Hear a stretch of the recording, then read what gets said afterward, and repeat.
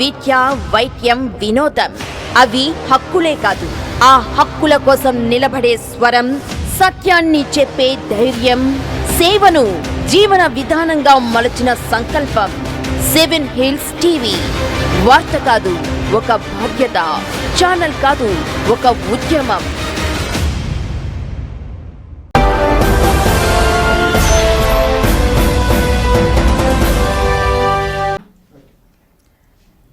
నమస్కారం. టీవీ7 న్యూస్కు స్వాగతం. ముందుగా ముఖ్యాంశాలు. ఇక వార్తల్లోని వివరాలు. శ్రీకాళహస్తి నేషనల్ హైవేపై మినీ బస్సు బోల్తాపడి డ్రైవర్కు తీవ్ర గాయాలు పాలయ్యాడు. ఈ ప్రమాదంలో ప్రయాణికులకు స్వల్ప గాయాలతో ప్రమాదం తప్పింది. అయితే ఎదురుగా వస్తున్న వోల్వో బస్సును తప్పించబోయి డివైడర్ను ఢీకొని బస్సు బోల్తా పడిందని డ్రైవర్ తెలిపాడు. గాయపడిన డ్రైవర్ను శ్రీకాళహస్తి హాస్పిటల్కు తరలించి 2 టౌన్ పోలీసులు దర్యాప్తు చేస్తున్నారు.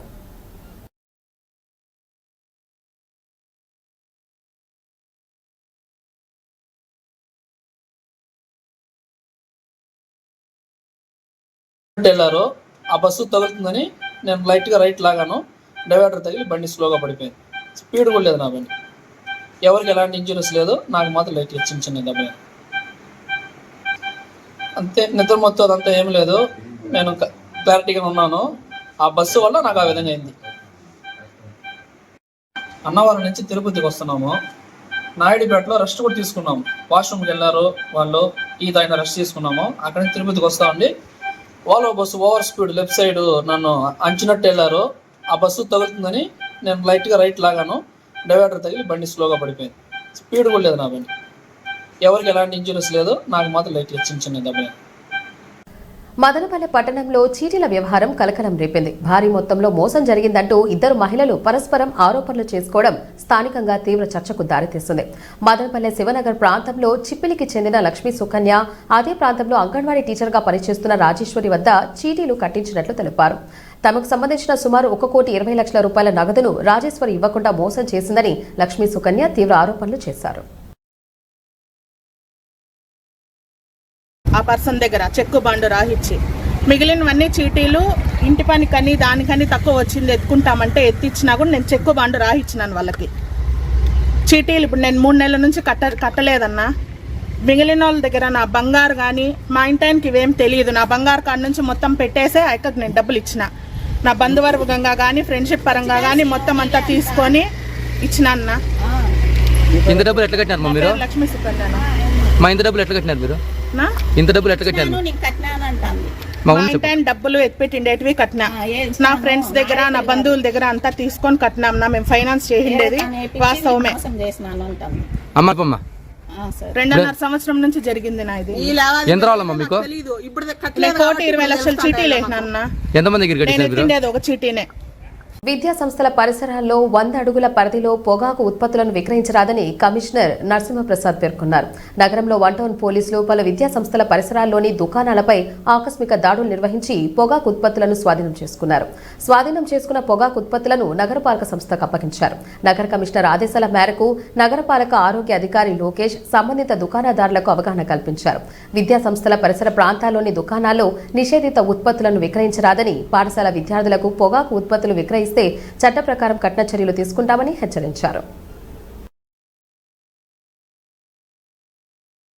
చిత్తూరు జిల్లాలోని కలెక్టర్ కార్యాలయంలో ఏర్పాటు చేసిన పీజీఆర్ఎస్ అమల్లో భాగంగా కలెక్టరేట్లో సమావేశ మందిరంలో నిర్వహించిన ప్రజా సమస్యల పరిష్కార వేదిక పబ్లిక్ గ్రీవెన్స్ రెడ్రెసల్ సిస్టమ్ కార్యక్రమంలో పాల్గొని ప్రజల నుంచి అర్జీలను కలెక్టర్ సుమిత్ కుమార్ స్వీకరించారు.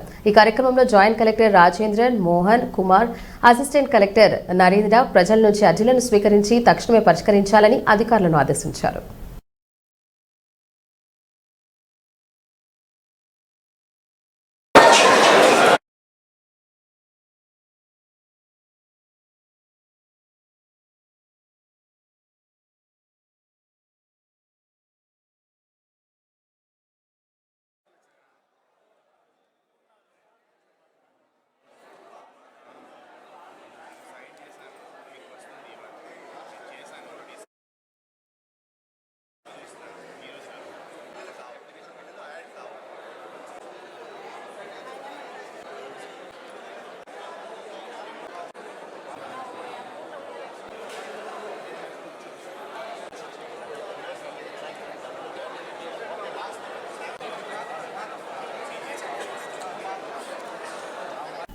ప్రయాణం గమ్యం కోసం మొదలవుతుంది, కానీ కొన్నిసార్లు అదే ప్రయాణం జీవితానికి ముగింపు అవుతుంది.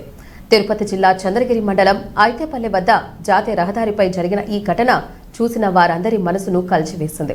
వైజాగ్ నుంచి బెంగళూరు ఎన్నో కలలతో బయలుదేరిన శేఖర్ ప్రయాణం మధ్యలోనే ఆగిపోయింది. ప్రైవేట్ ట్రావెల్స్ బస్సులో తోటి ప్రయాణికుల మధ్య ఉన్నప్పటికీ అతని శ్వాస నెమ్మదిగా ఆగిపోయింది. మొబైల్ ఫోన్ పలుసార్లు మోగింది, కానీ ఆ కాల్ అందుకునే చేతులు కదల్లేదు. అదే క్షణంలో తోటి ప్రయాణికుల గుండెల్లో అనుమానం, భయం నిశ్శబ్దంగా చోటు చేసుకున్నాయి. వెంటనే డ్రైవర్కు తోటి ప్రయాణికులు సమాచారం అందజేశారు. డ్రైవర్ పోలీసులకు సమాచారం ఇవ్వడంతో పోలీసులు సంఘటనా స్థలానికి చేరుకొని పరిశీలించారు. అయితే శేఖర్ మృతి చెందినట్లు పోలీసులు నిర్ధారించారు. జీవితంలో గమ్యం చేరుకోవడం ముఖ్యం, కానీ ఆ గమ్యం చేరేలోపు ఇలా అనూహ్యంగా ఓ జీవితం ఆగిపోవడం మనందరినీ ఆలోచనలో ముంచేస్తుంది. ఈ ఘటనపై పోలీసులు కేసు నమోదు చేసి దర్యాప్తు చేపట్టారు. మృతుడి పూర్తి వివరాలు, మరణానికి గల కారణాలు పోలీసుల దర్యాప్తులో తెలియాల్సి ఉంది.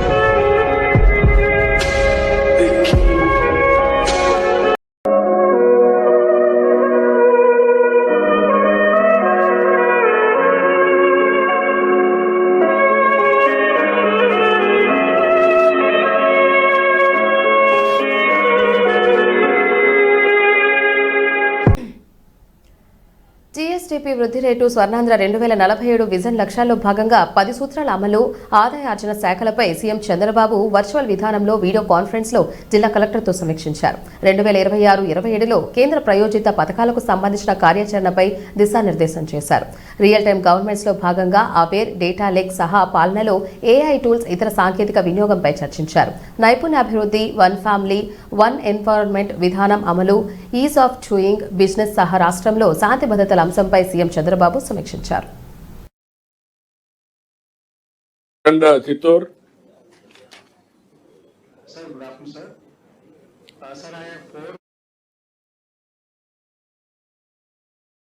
crore roadworks and bridges are happening, sir.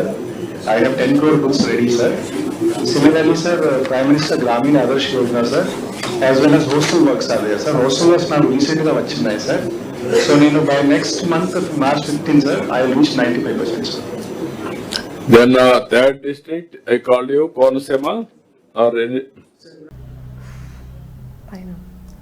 Chittoor జిల్లాలోని మాదిగల భూములను రెవెన్యూ అధికారులు, రాజకీయ నాయకులు అగ్రవర్ణాలు కబ్జాలకు పాల్పడుతున్నారని మాదిగదళ పోరాట సమితి రాష్ట్ర అధికార ప్రతినిధి సివి రమణ పేర్కొన్నారు. ఈ సందర్భంగా చిత్తూరు ప్రెస్ క్లబ్లో ఏర్పాటు చేసిన మీడియా సమావేశంలో రమణ మాట్లాడుతూ పెనుమూరు మండలం మిట్టమాదిగపల్లె గ్రామానికి చెందిన లీలా 98 సెంట్ల భూమి ఉందని, ఆ భూమిపై కొంతమంది కబ్జాకు పాల్పడుతున్నారని తెలిపారు. అలాగే యాదమరి మండలంలోని సోలమ్మ పేరుపై ఉన్న 1 ఎకరా, చిత్తూరు మండలం తేనెబండ రెవెన్యూలో 3 ఎకరాల 18 సెంట్లు భూమి ఉందని రెవెన్యూ అధికారులు అమర్రాజు వారితో కుమ్మక్కై డాక్యుమెంట్ తీసుకుని దొంగ సంతకాలు చేసి ఇబ్బందులకు గురి చేస్తున్నారని, దీనిపై విచారణ చేపట్టి బాధిత కుటుంబాలకు న్యాయం చేయాలని డిమాండ్ చేశారు. అగ్రకులాలు ఆక్రమించి వాళ్ళ యొక్క దౌర్జన్యాలతో భూములను ఆక్రమించుకోవడమే కాకుండా రిటర్న్ మళ్ళీ మాదిగల మీదనే మళ్ళీ కేసులు ఫైల్ చేస్తూ ఒక రౌడీజం, గుండాయిజానికి పూనుకొనడం, ఇదంతా కూడా చట్టరీత్యా చాలా వాళ్ళు చేస్తున్నటువంటి ఈ విషయాలపైన కూడా మేము తీవ్రంగా ఖండిస్తాం. మా ఎండిపిఎస్ మాదిగదళ పోరాట సమితి ద్వారా ఖండిస్తున్నాం. అదే కాకుండా రీసెంట్గా ఇప్పుడు జరిగినటువంటి ఇక్కడ చిత్తూరు జిల్లా పెనుమూరు మండలం అక్కడ లీలా అనే ఒక ఆమెకు సంబంధించిన 98 సెంట్ల భూమిని వాళ్ళు వేరే వాళ్ళకి అమ్మి తర్వాత మిగులు భూమిని వాళ్ళేదో వాళ్ళ ఆర్థిక పరిస్థితుల వల్ల కొంతకాలం ఊర్లో లేనందువల్ల మిగతా వాళ్ళు దాన్ని ఆక్రమించి దాన్ని కబ్జా చేసి ఈరోజు అక్కడ ఉన్నటువంటి రెవెన్యూ అధికారులతో అందరితో కుమ్మక్కయ్యి వీళ్ళు కలెక్టర్ దగ్గరికి పోయినా కానీ తర్వాత రెవెన్యూ ఆఫీస్ అందరూ కూడా వాళ్ళ డిపార్ట్మెంట్కి సంబంధించి ఎంఆర్ఓలు, ఆర్ఐలు, అక్కడ ఉన్నటువంటి విఆర్ఓలు కూడా దీనికి వంతపాడుతూ వాళ్ళు ఈ భూములను ఆక్రమించుకొని వీళ్ళని చాలా ఇబ్బంది పెట్టడం జరుగుతుంది. అదేవిధంగా ఇంకొక ఇదే చిత్తూరులోనే అమరవీం, నా పేరు వి పురుషోత్తం, ఎండిపిఎస్ మాదిగ దళ పోరాట సమితి ఉమ్మడి జిల్లాల ఇన్ఛార్జు. ఈ ఎండిపిఎస్ వ్యవస్థాపకులు, రాష్ట్ర అధ్యక్షులు పెద్దపల్లి శేఖరన్న గారి ఆధ్వర్యంలో మేము లీడర్లుగా ఉంటూ, ఆయన ఆధ్వర్యంలో ఎక్కడ మాదిగ సమస్యలు వచ్చినా అక్కడ మేము పనిచేయడానికి సిద్ధంగా ఉన్నాం. మాదిగ దళ పోరాట సమితి ముఖ్య ఉద్దేశం మాదిగల యొక్క సమస్యలు పరిష్కరించుకొని వారు అభివృద్ధి వైపు వెళ్ళడానికి ఈ మాదిగ దళ పోరాట సమితి అనేది స్థాపించడం జరుగుతున్నది. గంజాయి అక్రమ వ్యాపారం మరియు రవాణా కేసులలో అరెస్టు కాకుండా తప్పించుకు తిరుగుతున్న మోస్ట్ వాంటెడ్ క్రిమినల్ ను పూతలపట్టు ఇన్స్పెక్టర్ గోపీకి రాబడిన సమాచారం మేరకు పూతలపట్టు మండలం వడ్డిపల్లి వద్ద అరెస్ట్ చేసినట్లు డీఎస్పీ సాయినాథ్ తెలిపారు. ఈ సందర్భంగా ఏర్పాటు చేసిన మీడియా సమావేశంలో డీఎస్పీ మాట్లాడుతూ వైజాగ్ నుండి అక్రమంగా గంజాయిని తీసుకువచ్చి అమ్ముతూ తన కుటుంబాన్ని కూడా ఈ వృత్తిలోకి దింపి అక్రమంగా డబ్బు సంపాదించడమే ధ్యేయంగా కార్యకలాపాలు చేస్తూ పోలీసులకు చిక్కకుండా తిరుగుతున్న మోహన్ బాబును అరెస్ట్ చేసినట్లు తెలిపారు. ఇప్పటికే పలుమార్లు అరెస్ట్ అయి జైలుకు కూడా వెళ్లి వచ్చినట్లు, మరలా గంజాయి అమ్ముతుండగా అరెస్ట్ చేసినట్లు వెల్లడించారు. త్వరలోనే పీడీ యాక్ట్ కూడా నమోదు చేయడం జరుగుతుందని అన్నారు.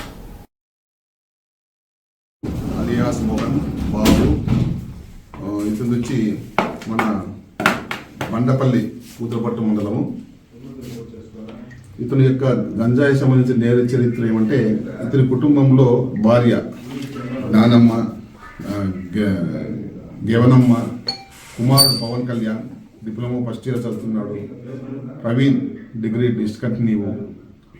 వీళ్ళు 4 మెంబర్స్ కూడా గంజాయిని తూర్పుగోదావరి, వైజాగ్ ఏరియా నుంచి తీసుకొని రావడము ట్రైన్లలో, లేకపోతే వీళ్ళకు ఉన్నటువంటి కనీసం వాళ్ళ తెప్పించుకోవడము.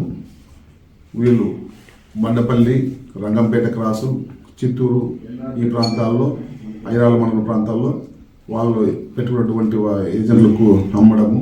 ఈ విధంగా సమాజంలో ఉన్నటువంటి ఎస్పెషలీ ఆ బండిపల్లికి చుట్టుపక్కల చాలా ఎడ్యుకేషన్ ఇన్స్టిట్యూషన్ ఉన్నాయి. స్టూడెంట్స్ కూడా ఈ గంజాయి సేవింగ్కి అలవాటు పడి భవిష్యత్తు నాశనం చేసుకుంటారని తెలిసింది. మాకు ఇతను మోస్ట్ వాంటెడ్ క్రిమినల్. ఎందుకంటే దాదాపు 6 months నుంచి కూడా ఈయన కోసము మేము గాలించడం జరుగుతుంది. వీళ్ళు బాలిన పట్టుబడినప్పుడు ఇతను పాత్ర కూడా అప్పుడు బయటకు వచ్చింది. ఆల్రెడీ పోలీస్ స్టేషన్లో కూడా ఇతని పైన సస్పెక్ట్ సీటు ఉంది. ఇందు భాగంగా ఈరోజు 9/2/26 ఇతన్ని వడ్డిపల్లి క్రాస్తో పూతలపట్టు మండలంలో వచ్చిన సమాచారంపై పూతలపట్టు సిఐ గోపి గారు అరెస్ట్ చేయడం జరిగింది.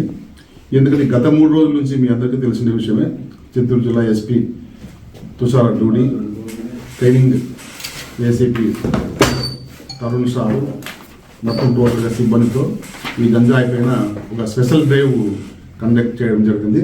ఆ స్పెషల్ డ్రైవ్లో భాగంగా తనిఖీల్లో ఇతని గురించి సమాచారం మాకు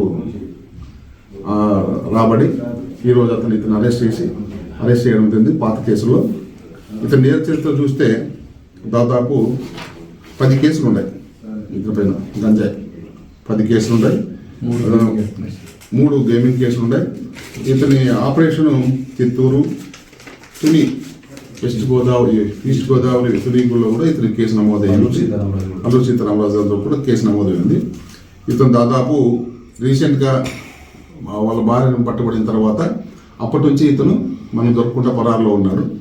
ఈ స్పెషల్ డ్రైవ్లో ఈ అప్స్కాండినటువంటి ముద్దాయిలు అందరూ ఎక్కడ ఉన్నారు ఎంత దానిపైన ఒక ఇన్ఫర్మేషన్ సిస్టమ్ డెవలప్ చేసుకున్నందువలన ఇతన్ని ఈరోజు అరెస్టు మేడౌట్ అయింది. ఈరోజు ఇతను కోర్టుకి హాజరుపరుస్తున్నాము. కాణిపాకం స్వయంభూ వరసిద్ధి వినాయక స్వామివారి దర్శనార్థం విచ్చేసిన భక్తులు శ్రీనివాసరావు ఆలయానికి వచ్చే భక్తుల సౌకర్యార్థం కాణిపాకం ఈవో పెంచల్ కిషోర్ కు ₹1 కోటి చెక్కును అందజేశారు. అనంతరం ఆయనకు ఆలయ అధికారులు స్వామివారి దర్శన ఏర్పాట్లు చేసి తీర్థ ప్రసాదాలు అందజేశారు.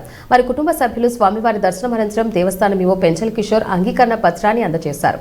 ఈ కార్యక్రమంలో ఈ వెంకటనారాయణ, సూపరింటెండెంట్ వాసు తదితరులు పాల్గొన్నారు.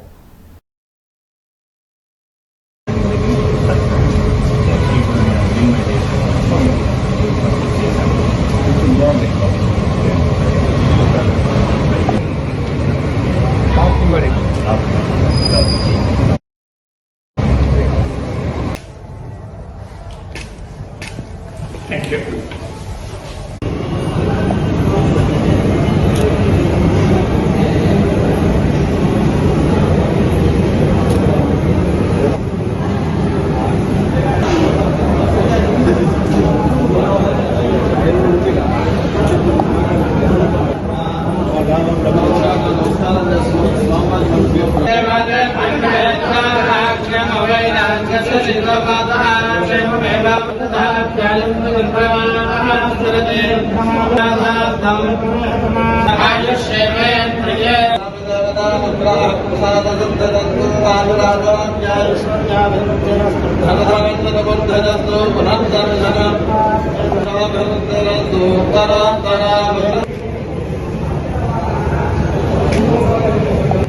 కేంద్రంలో బీజేపీ మోడీ ప్రభుత్వం అవలంబిస్తున్న కార్మిక రైతు వ్యతిరేక విధానాలపై జాతీయ కార్మిక సంఘాలు రైతు సంఘాల పిలుపు మేరకు ఫిబ్రవరి 12వ తేదీన భారతదేశ వ్యాప్తంగా సార్వత్రిక సమ్మెలో ఆటో డ్రైవర్లు పాల్గొనాలని పిలుపునిచ్చారు. ఈ సందర్భంగా ఆటో డ్రైవర్ల యూనియన్ జిల్లా అధ్యక్షులు నాగరాజు మాట్లాడుతూ ఇప్పటికే నిత్యావసర వస్తువుల ధరలు ఆకాశం అందుతున్నా పెట్రోల్ డీజిల్ ధరలు పెరుగుతున్నా ఓలా, ఊబర్, ర్యాపిడ్ ఆన్లైన్ యాప్లను ప్రభుత్వాలు ప్రవేశపెట్టడంతో ఆటో డ్రైవర్లు సంపాదన లేకపోవడంతో ఆటో డ్రైవర్ల కుటుంబాలు రోడ్డున పడే పరిస్థితి వచ్చిందని ఆవేదన వ్యక్తం చేశారు. ఆటో డ్రైవర్లకు నష్టం కలిగే యాప్లను రద్దు చేయడానికి ప్రభుత్వం చర్యలు తీసుకోవాలని డిమాండ్ చేశారు.